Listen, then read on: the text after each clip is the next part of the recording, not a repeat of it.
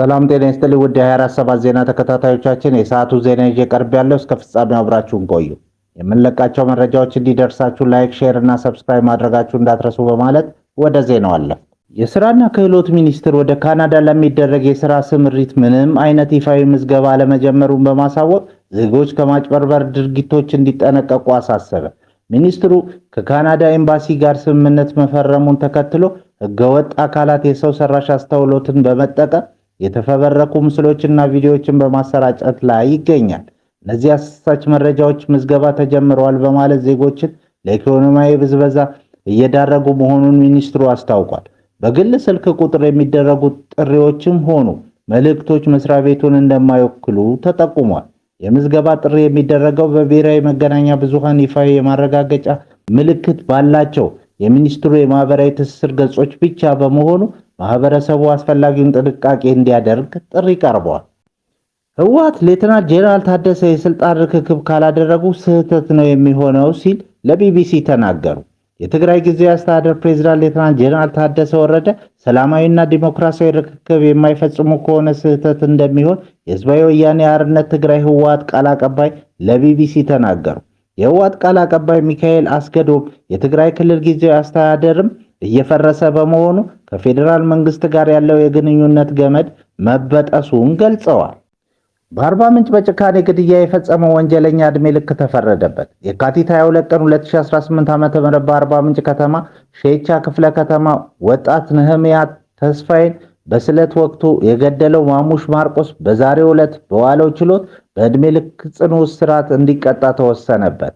ተከሳሹ ወጣቷ ስልክ እያወራች ባለችበት ወቅት የ17,000 ብር ስልኳን ለመንጠቅ ሲሞክር ነህምያ ንብረቷን ለማስጠበቅ ባደረገችው ተቃውሞ ሳቢያ በቢላዋ ደረቷና እጆቿን ደጋግሞ በመውጋት አሰቃቂ ጉዳት አድርሶባታል።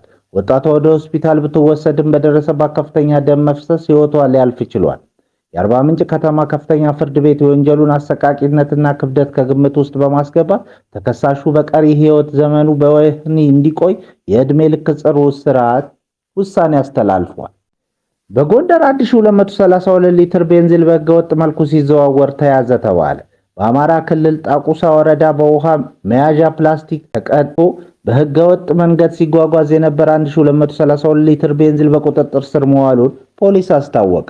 የወረዳው ፖሊስ ጽሕፈት ቤት ኃላፊ ረዳት ኢንስፔክተር ጌታነህ ተካ እንደገለጹት ነዳጁ ሊያዝ የቻለው ከአካባቢ ነዋሪዎች በተገኘ ጥቆማ ነው። ነዋሪዎች መሰል አደገኛ እንቅስቃሴዎች ለቃጠሎ አደጋ እንደሚያጋልጡ ይገልጻሉ። በአካባቢ ያለው የነዳጅ እጥረት ለጥቁር ገበያ መስፋፋት ምክንያት ቢሆንም ነዳጅን ያለ ደህንነት ጥንቃቄ በፕላስቲክ መያዣ ማጓጓዝ በሰው ሕይወትና በንብረት ላይ ከፍተኛ አደጋ የሚያጋልጥ ተግባር። በሌላ ዜና ኢራን በውድቀት ላይ መሆኗን አሳውቃናለች። የሆርሙዝ ሰርጥን በተቻለ ፍጥነት እንድንከፍትላት ይፈልጋሉ ሲሉ ተናገሩ ትራምፕ። ይህ የአሜሪካው ፕሬዝዳንት መግለጫ ሌሎች ባለስልጣናት ዛሬና ትናንት ከሰጡት መልእክት በመጠኑ የተለየ ነው። የአሜሪካው ፕሬዝዳንት ከኢራን ጋር ስላለው ድርድር ድጋሚ የተናገሩ ሲሆን የቴህራን ባለስልጣናት በሆርሙዝ ሰርጥ ላይ ያለውን ሁኔታ መለወጥ እንደሚፈልጉ ለዋይት ሃውስ ማሳወቃቸውን ገልጸዋል። ትራምፕ በትሩዝ ሶሻል ማህበራዊ ትስስር ገጻቸው ባሰፈሩት አጭር ጽሑፍ በኢራን ያለው ሁኔታ የተረጋጋ እንዳልሆነ መረጃ እንደደረሳቸው ተናግረዋል። ኢራን በውድቀት ሁኔታ ላይ መሆኗን አሁን አሳውቃናለች። በአማራጮቻቸው መካከል ያለውን ሁኔታ ለመረዳት እየሞከሩ ባሉበት ወቅት ወይም ይህንም ማድረግ የሚችሉ ይመስለኛል። የሆርሙዝ ሰርጥ በተቻለ ፍጥነት እንድንከፍት ይፈልጋሉ። ለዚህ ጉዳት ትኩረት ስለሰጣችሁ አመሰግናለሁ ሲሉ ትራምፕ ጽፈዋል። ይህ የፕሬዝዳንቱ መግለጫ ሌሎች የአስተዳደሩ ባለስልጣናት ዛሬና ትናንት ከሰጡት መግለጫ በመጠኑ የተለየ ነው። ይህ በእንዲህ እንዳለ ኢራን አሜሪካን እንዴት ድል ማድረግ እንደሚቻል ልምዶችን ለማካፈል ዝግጁ ነኝ አለች።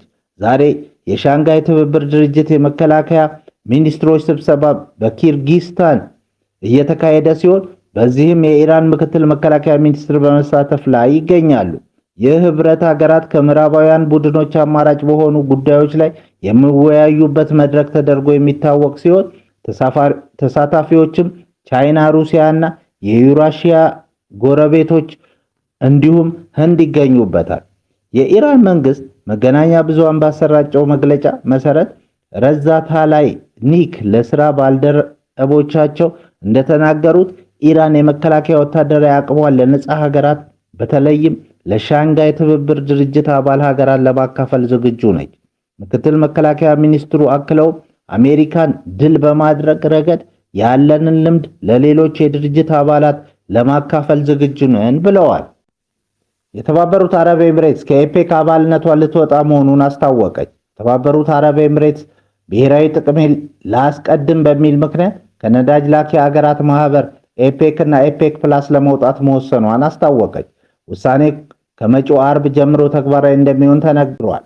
ይህ ውሳኔ በኢራንና እስራኤል አሜሪካ ጦርነት ምክንያት የዓለም ነዳጅ ገበያ በተቃወሰበት ወቅት መሆኑ በማህበሩ ላይ ከፍተኛ ድንጋጤ ፈጥሯል ተብሏል። ሀገሪቱ ከአባልነት የምትወጣው የራሷን የረጅም ጊዜ ስትራቴጂካዊና ኢኮኖሚያዊ እይታ ለማሳካት እንዲሁም የነዳጅ ምርት መጠኗን በራሷ ለመወሰን በማሰብ እንደሆነ ተነግሯል። የተባበሩት አረብ ኤሚሬትስ የማህበሩ ጠንካራ አባል በመሆኗ መውጣቷ የቡድኑን አንድነት ሊያዳክም እንደሚችል ተሰግቷል። ይህ እርምጃ በተለይ ነዳጅ በቀን $106 በላይ በደረሰበትና በሆርሙዝ ሰርጥ ውጥረት በነገሰበት ወቅት መወሰኑ የዓለምን ኢኮኖሚ ይበልጥ ስጋት ላይ ጥሎታል። በህንድ ባንኩ ባለቤቷ ትቅረብ ስላለው የእህቱን አስከሬን ተሸክሞ የመጣ ሰው አነጋጋሪ ሆኗል። በህንድ ኦዲሽ ግዛት የተፈጸመው ይኸው አሳዛኝ ክስተት የብዙዎችን ልብ ሰብሯል። የ50 ዓመቱ ጂቱ ሙንዳ የሞተችው እህቱ አካውንት ውስጥ ያለን 20,000 ሩፒ ለማውጣት ቢሞክርም የባንክ ሰራተኞች ግን ባለቤቱ በአካል ካልቀረበች ገንዘቡን አንሰጥም በማለት መረጃ እንዲያቀርብ ያስገድዱታል። የሞት የምስክር ወረቀት ማቅረብ ያልቻለው እና በድህነት የተቆራመተው ጂቱ እህቱ መሞቷን ለማረጋገጥ የመጨረሻ ነው ያለውን እርምጃ ወሰደ። ከ2 ወር በፊት የተቀበረችበትን መቃብር በመቆፈር አስከሬኗን አውጥቶ በትከሻው በመሸከም ለ3 ኪሎ ሜትር ያህል ተጉዞ ባንኩ ደጃፍ ድረስ አቀርቧል። ድርጊቱ በማህበራዊ ሚዲያ ላይ መነጋገሪያ መሆኑን ተከትሎ ፖሊስ ጣልቃ በመግባት አስከሬኑን ዳግም እንዲቀበር ያደረገ ሲሆን ግለሰቡ ገንዘቡን እንዲያገኝ ድጋፍ እንደሚደረግለት አስታውቋል። ይህ ክስተት ቢሮክራሲና ድህነት ተደምረው ሰብአዊነት እንዴት ለፈተና እንደሚዳርጉ ትልቅ ማሳያ ሆኗል። ክቡራን አድማጮቻችን ለሰዓቱ ያልናቸው ዜናዎች በዚህ እናበቃለን።